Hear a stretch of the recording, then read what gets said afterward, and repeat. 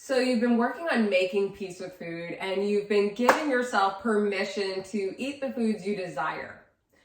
But maybe you still feel out of control around food.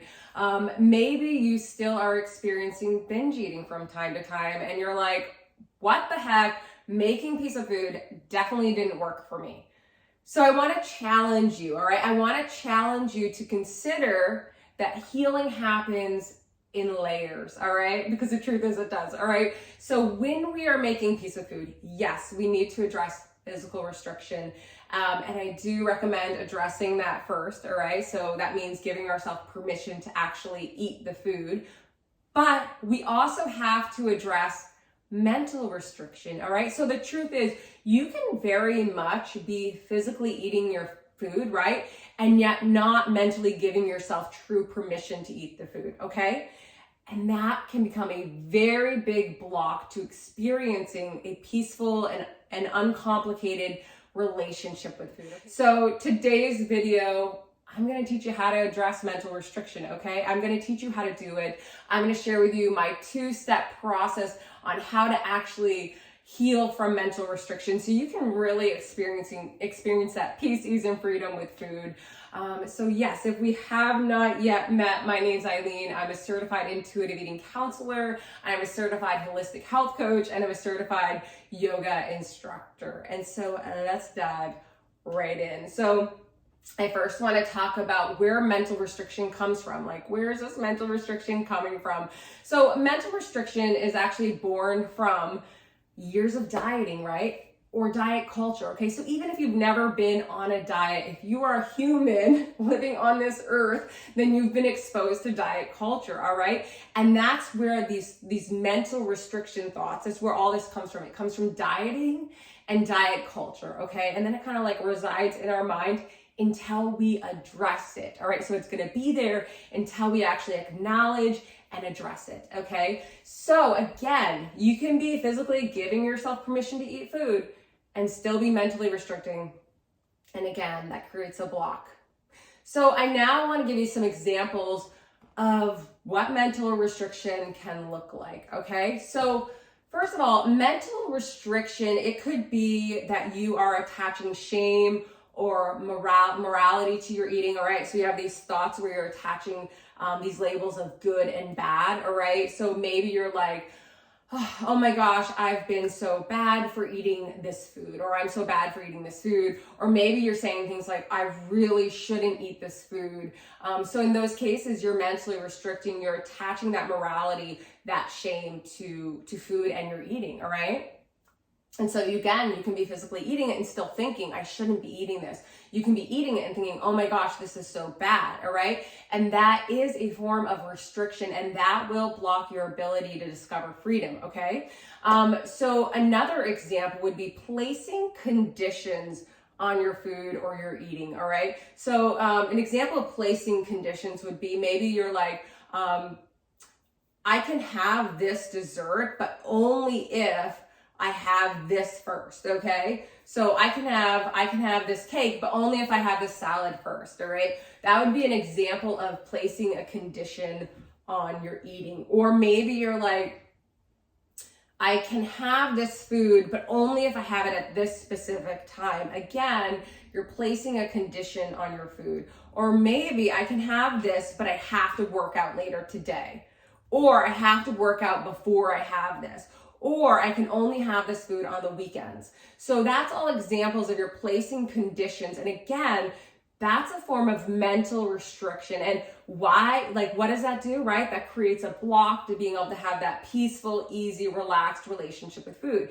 It also becomes a block to being able to be really attuned to your body and really be in rhythm with your hunger and fullness cues, okay? So we really do want to address mental restriction, but I want to encourage you, if you're experiencing mental restriction, I don't want you to be discouraged, all right?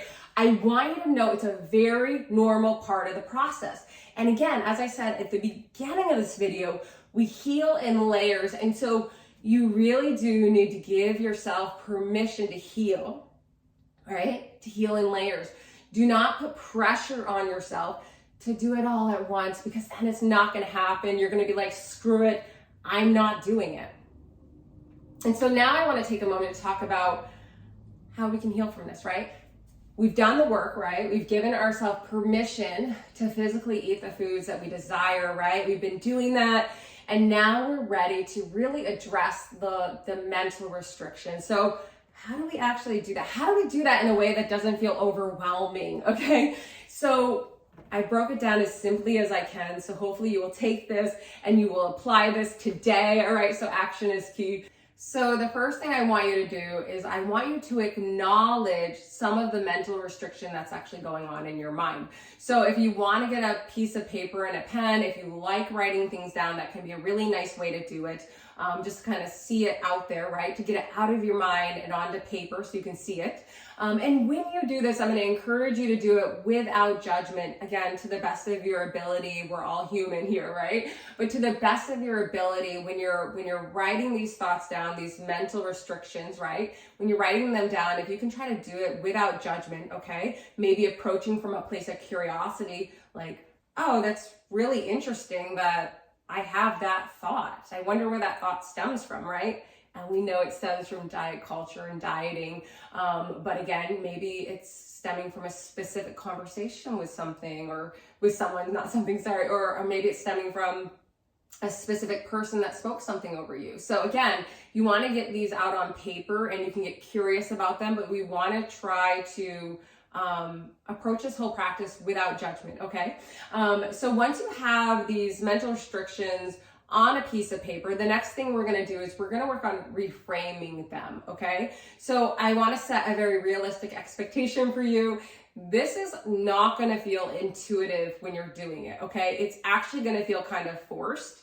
But over time, as you continue to challenge these mental restrictions, right? Challenge them by acknowledging them and reframing them, right? Over time, you're going to rewire the way that you think about food, okay? Eating will actually become easy and uncomplicated, right? And it's going to allow us to remove that block, okay? So again, realistic expectation. As you're doing it, it's not going to feel intuitive. It's going to feel a little forced. You're going to be like trying to come up with a reframe. And that's totally okay, all right? Still do it, all right? So you have your list, right, of mental restrictions on your paper, and you're working on your reframes. So just take one of the mental restrictions off the list and really think about how can you reframe it in a way, right, that allows for you to have that freedom mindset, okay? So maybe it's like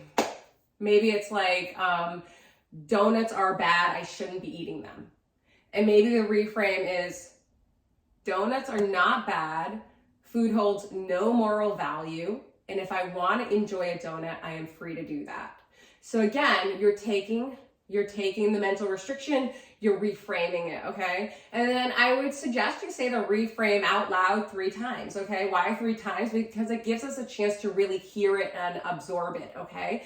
So yes, take time to do this practice, okay? And these mental restrictions, now that we're talking about it, they may become more apparent as you go on the course of your week. You may start to notice more of them. Just write them down, okay? Acknowledging is absolutely key. If we do not acknowledge, we can't reframe, okay? So take this two-step process, all right? And apply it, take action, because healing requires action.